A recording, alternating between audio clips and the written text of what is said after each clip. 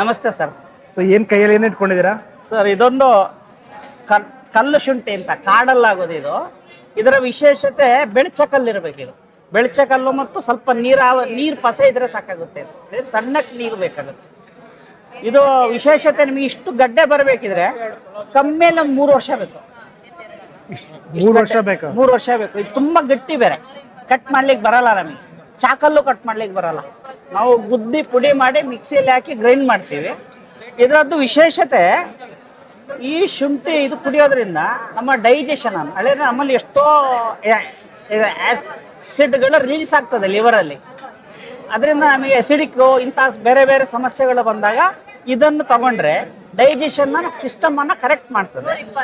ವಿಶೇಷತೆ ನಾವು ಇದರದ್ದು ಇನ್ನೊಂದು ವಿಶೇಷತೆ, ಹಳೆ ಕಾಲದಲ್ಲಿ ಹೊಟ್ಟೆಗೆ ಔಷಧಿ ಹಾಕೋದು ಅಂತ ಇದ್ರು. ಆಕ್ಚುಲ್ ಹೊಟ್ಟೆಗೆ ಔಷಧಿ ಅಂದ್ರೆ ನಮ್ಮದೇ ಉಗುರು ತಲೆ ಕೂದಲೆಲ್ಲ ನಮಗೆ ಆಕ್ಚುಲ್ ಅದೊಂದು ಪಾಯ್ಸನ್ನೇ.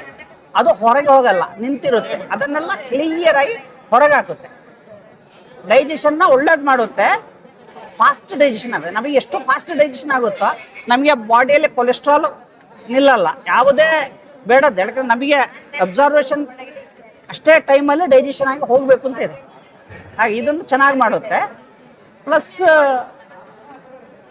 ತುಂಬ ಫೀಡ್ಬ್ಯಾಕ್ ತಗೊಂಡವರು, ಸರ್ ಶೀತಕ್ಕಾಗ್ತದೆ, ಕಫಕ್ಕಾಗ್ತದೆ, ಶೀತ ಕಫ ಜ್ವರ ಬಂದವರು ಕೂಡ ಇದರ ಸೂಪ್ ಮಾಡಿ ಕುಡಿದ್ರೆ, ಇದು ಸೂಪ್ ಮಾಡೋದು ತುಂಬ ಸುಲಭ ಸರ್, ಏನು ಕಷ್ಟ ಇಲ್ಲ.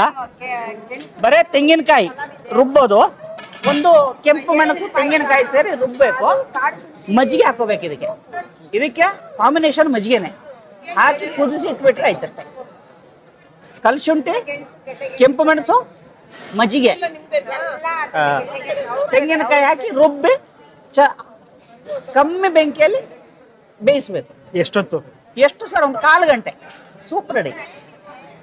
ಸೊ ಇದನ್ನ ಬೆಳೆದ್ರೆ ಅಷ್ಟೊಂದು ಇಳುವರಿ ಬರಲ್ಲ. ಇಳುವರಿ ಬರಲ್ಲ ಅಂದ್ರೆ 3 ವರ್ಷ 4 ವರ್ಷ ಕಾಯ್ಬೇಕಾಗುತ್ತೆ. ಗಿಡ ಸಿಕ್ಕಾಪಟ್ಟದ್ದು ಹೈಟ್ ಬರುತ್ತೆ, ಬಟ್ ಶುಂಠಿ ಆಗೋದು ಪ್ರಮಾಣ ಕಮ್ಮಿ. ಇದು ನಿಮ್ಗೆ ಎಲ್ಲಿ ಸಿಕ್ತಿದ್ರು? ಇದು ನಮ್ಮ ಚಿಕ್ಕಪ್ಪನ ಮನೆಯಲ್ಲಿ.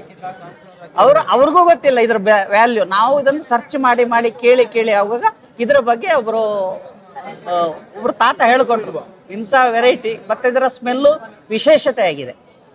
ಕಾಡು ಶುಂಠಿ ಸಿಗುತ್ತೆ, ಆದ್ರೆ ಇದು ಕಲ್ ಶುಂಠಿ ಸಿಗಲ್ಲ. ಸೊ ರುಚಿ ಹೇಗಿರುತ್ತೆ? ರುಚಿ ಸರ್ ನಿಮಗೆ ಶುಂಠಿದೆ ರುಚಿ, ಒಂದು ವಿಶೇಷವಾದ ಅರೋಮ ಇರ್ತದೆ. ಇದಕ್ಕೆ ಸ್ಮೆಲ್ಲೇ ಬೇರೆ ಇರ್ತದೆ. ನಿಮ್ಮ ಹತ್ರ ಬೀಜ ಸಿಗುತ್ತಾ ಇದೆ? ಬೀಜ ಕೊಡ್ತಾ ಇದ್ದೀನಿ. ಯಾವ ಟೈಮಲ್ಲಿ ಸಿಗುತ್ತೆ ಸರ್? ಬೀಜ ಎನಿ ಟೈಮ್ ಕೊಡ್ತೀನಿ, ಬೀಜಕ್ಕೆ ಏನು ಪ್ರಾಬ್ಲಮ್ ಇಲ್ಲ. ಆದ್ರೆ ಬೆಳೆಸೋರು ಕಾಯ್ಬೇಕು. ಇವತ್ತಿಂದ ನಾಳೆಗೆ ದುಡ್ಡು ಮಾಡೋದಲ್ಲ, ಫ್ಯೂಚರ್ ತುಂಬಾ ಚೆನ್ನಾಗಿದೆ. ಸೊ ಮಣ್ಣಲ್ಲಿ ಬೆಣಚ್ಕಲ್ ಇದ್ರೆ ಸಾಕು? ಬೆಳಚಿಕಲ್ಲು ಬೇಕು, ನೀರು ಬೇಕು. ಸೊ ಕೆಮ್ಮಣ್ಣಾಗುತ್ತಾ ಕಪ್ಪಣ್ಣಾಗುತ್ತೆ? ಅದಾಗುತ್ತೆ, ಯಾವ ಮಣ್ಣು ಆಗುತ್ತೆ, ಬಟ್ ಬೆಳಚಕಲ್ಲು ಇರಬೇಕು. ಇನ್ನೊಂದು ವಿಶೇಷತೆ ಇದರದ್ದು, ಇದನ್ನ ಬರೇ ಮಜ್ಜಿಗೆಯಲ್ಲಿ ಅರ್ದು 3 ದಿವಸ ಹಚ್ಚಿದ್ರೆ ಯಾವುದೇ ಸ್ಕಿನ್ ಪ್ರಾಬ್ಲಮ್ ಇದ್ರೂ ಕ್ಲಿಯರ್ ಆಗ್ತದೆ. ನ್ಯಾಚುರಲ್ ಇದು.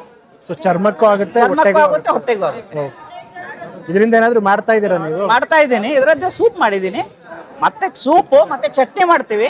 ಆದ್ರೆ ಇದು ತುಂಬಾ ಕಮ್ಮಿ ಪ್ರಮಾಣ ಸೇವಿಸಬೇಕಾದ್ದು. ಜಾಸ್ತಿ ಅಲ್ಲ ನೋಡಿ, ನಾವೊಂದು 15ರಿಂದ 20 ಗ್ರಾಮ್ ಯೂಸ್ ಮಾಡಿರ್ಬೋದು ಅಷ್ಟೇ, ಒಂದು 25 ಲೀಟ್ರಿಗೆ. ಅಷ್ಟು ಕಮ್ಮಿ ಸಾಕಾಗ್ತದೆ.